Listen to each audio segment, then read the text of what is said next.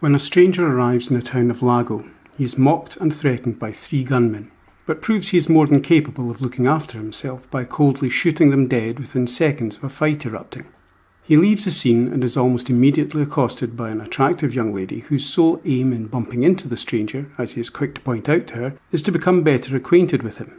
Faced with and offended by this truth, she insults the stranger, who promptly drags her off into a nearby barn and teaches her a somewhat sharp lesson in manners by forcing himself on her, an experience that should be pointed out she does not find altogether unpleasant. Rough justice indeed, but then justice is what this film is largely about.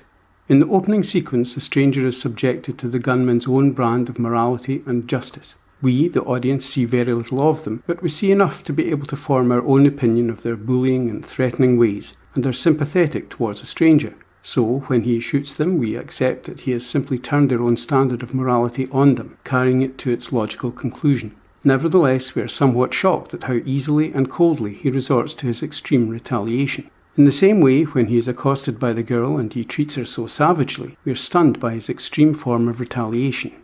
Having just witnessed 2 crimes committed by this stranger with whom we at first sympathised, we are no longer sure of just where our sympathy should lie.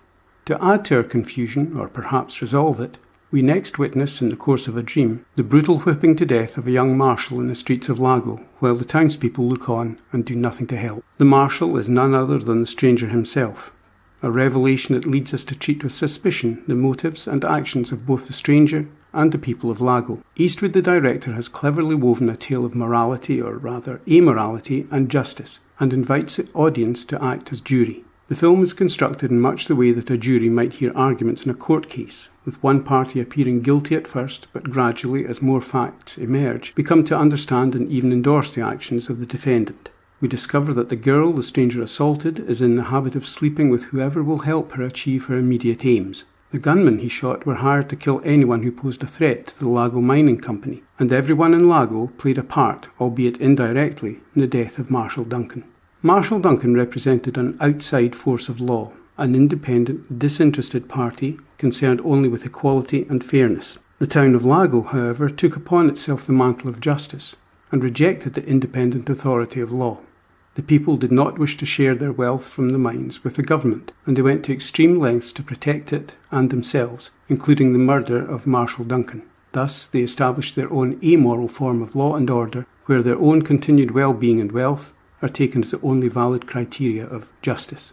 This goes a long way to explaining the weakness of the citizens of Lago in the face of the ruthless stranger. His strength stems from his total faith in his judgment and conduct, while their weakness stems from their amorality or lack of principles, except one, that of self-interest. To stand up to the stranger or the gunfighters would pose a threat to their own well-being. As the stranger, Duncan represents no particular moral viewpoint, but instead reacts to the conduct and morality of others, taking their sense of morality as his own.